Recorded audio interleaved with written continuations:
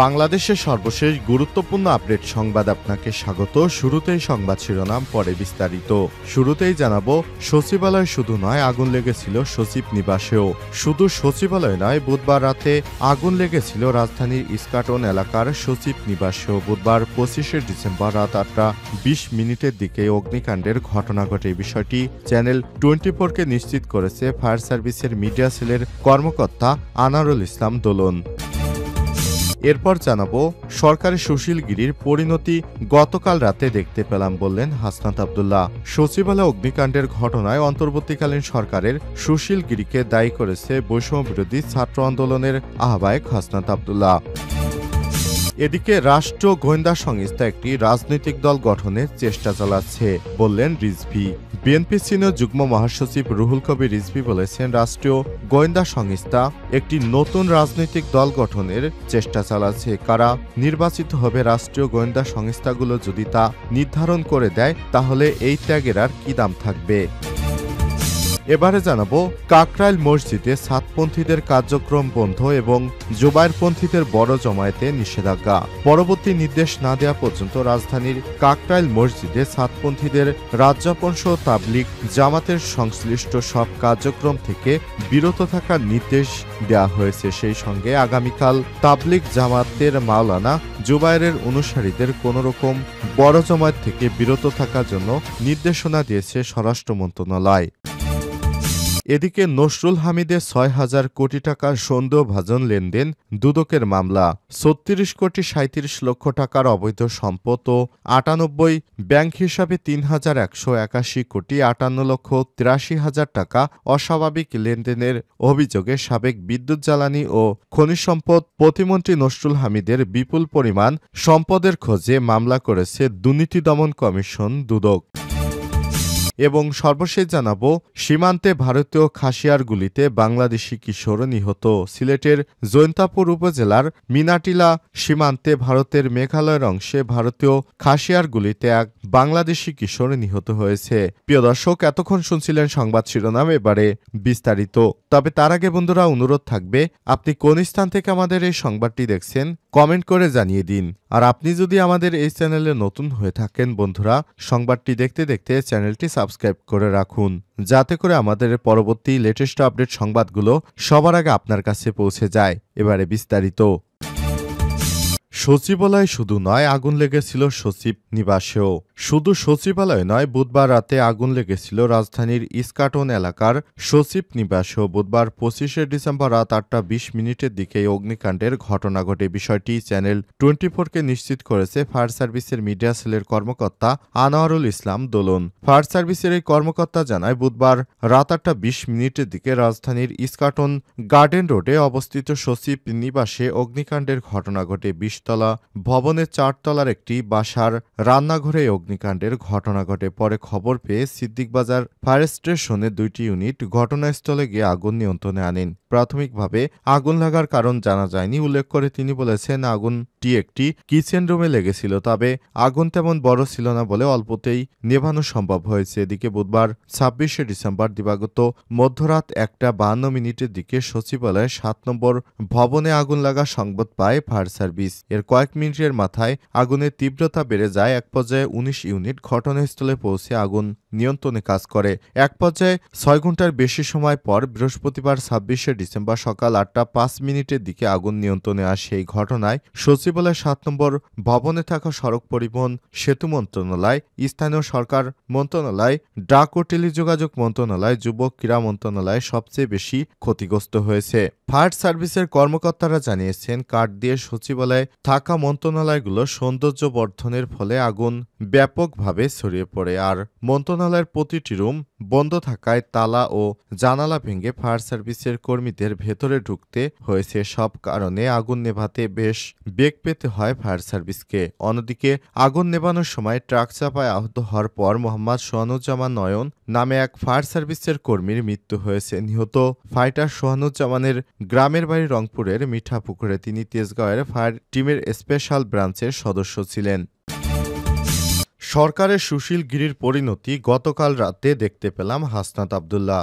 সচিবালয় অগ্নিকাণ্ডের ঘটনায় অন্তর্বর্তীকালীন সরকারের সুশীল গিরিকে দায়ী করেছে বৈষম্যবিরোধী ছাত্র আন্দোলনের আহ্বায়ক হাসনাত আব্দুল্লাহ। বৃহস্পতিবার ২৬শে ডিসেম্বর বিকেল ৫:৩০টার দিকে নিজের ভেরিফাইড ফেসবুকে দেয়া এক পোস্টে এমনটা উল্লেখ করে সরকারকে প্রশাসনে থাকা শেখ হাসিনা দোসরদের বিরুদ্ধে জিরো টলারেন্স নীতি অবলম্বনের আহ্বান জানিয়ে তিনি বলেছেন, পোস্টে হাসনাত আব্দুল্লাহ লিখেছেন, ছাত্ররা দীর্ঘদিন ধরে দাবি জানিয়ে আসছে প্রশাসনে ঘাপটি মেরে থাকা শেখ হাসিনার দোসরদের অপসারণ করে প্রকৃত দেশপ্রেমিকদের দায়িত্ব দেওয়ার জন্য, কিন্তু সুশীলগিরি দেখে সরকার সেটি না করার পরিণতি গতকাল রাতে আমরা পেলাম।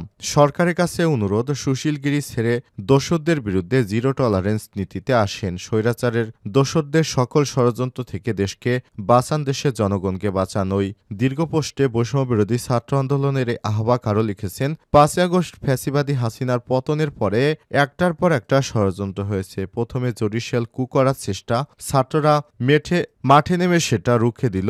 লীগ যখন আনসার হয়ে ফিরে আসলো, এই ছাত্ররাই তাদের বিরুদ্ধে সরাসরি মাঠে নেমেছে।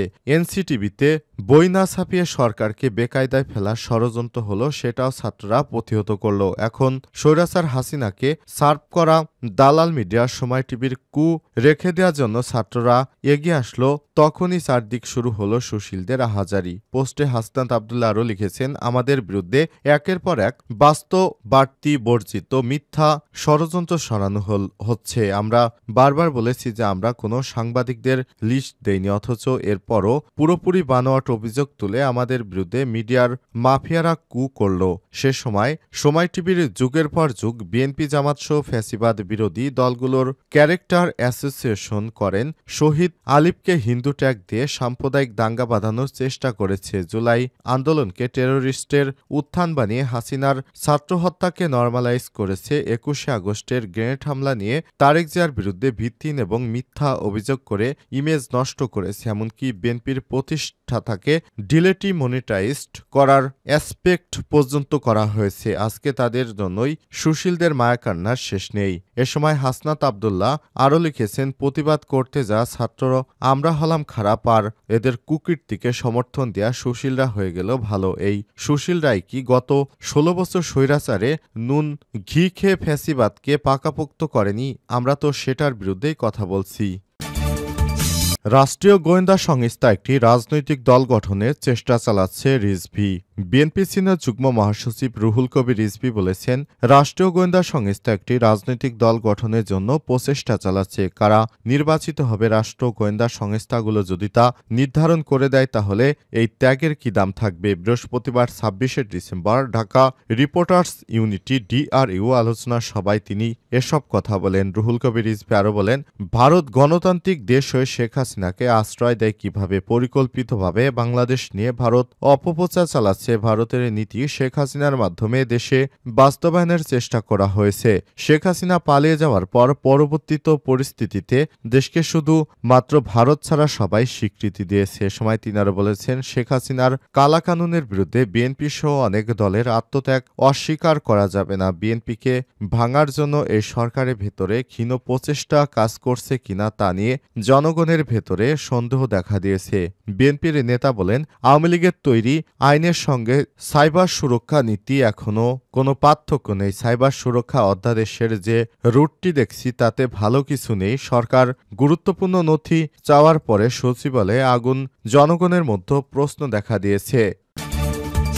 কাকরাইল মসজিদে সাতপন্থীদের কার্যক্রম বন্ধ ও জোবায়েরপন্থীদের বড় জমায়েত নিষেধাজ্ঞা। পরবর্তী নির্দেশ না দেওয়া পর্যন্ত রাজধানীর কাকরাইল মসজিদে সাতপন্থীদের রাতযাপন সহ তাবলিগ জামাতের সংশ্লিষ্ট সব কার্যক্রম থেকে বিরত থাকার নির্দেশ দেওয়া হয়েছে। সে সঙ্গে আগামীকাল শুক্রবার ২৭শে ডিসেম্বর তাবলিগ জামাতের মাওলানা জুবায়েরের অনুসারীদের কোনোরকম বড় জমায়েত থেকে বিরত থাকার নির্দেশ দিয়েছে স্বরাষ্ট্র মন্ত্রণালয়। পৃথক দুটি বিজ্ঞপ্তিতে মঙ্গলবার ২৪শে ডিসেম্বর এমন নির্দেশনা জারি করা হলো। এরই মধ্যে উপসচিব ইসরাত জাহানের সই করা বিজ্ঞপ্তিতে বলা হয়েছে, উপযুক্ত বিষয়ের পরিপ্রেক্ষিতে জানা যাচ্ছে যে আগামী ২৭শে ডিসেম্বর শুক্রবার কাকরাইল মসজিদের আশপাশে মাওলানা মোহাম্মদ জুবায়েরের অনুসারীদের কোনো রকমের বড় জমায়েত থেকে বিরত থাকার নির্দেশক্রমে অনুরোধ রইল। এছাড়াও উপসচিব ইসরাত জাহানের সই করা আরেকটি বিজ্ঞপ্তিতে জানানো হয়েছে, উপযুক্ত বিষয়ের পরিপ্রেক্ষিতে জানানো হচ্ছে যে আগামী শুক্রবার ২৭শে ডিসেম্বর থেকে পরবর্তী নির্দেশনা না দেওয়া পর্যন্ত কাকরাইল মসজিদে মাওলানা সাদ গ্রুপের অনুসারীদের শব্দগুজারি, রাত্রিযাপন সহ তাবলিগ জামাতের সব কার্যক্রম থেকে বিরত থাকার জন্য নির্দেশক্রমে অনুরোধ করা হলো।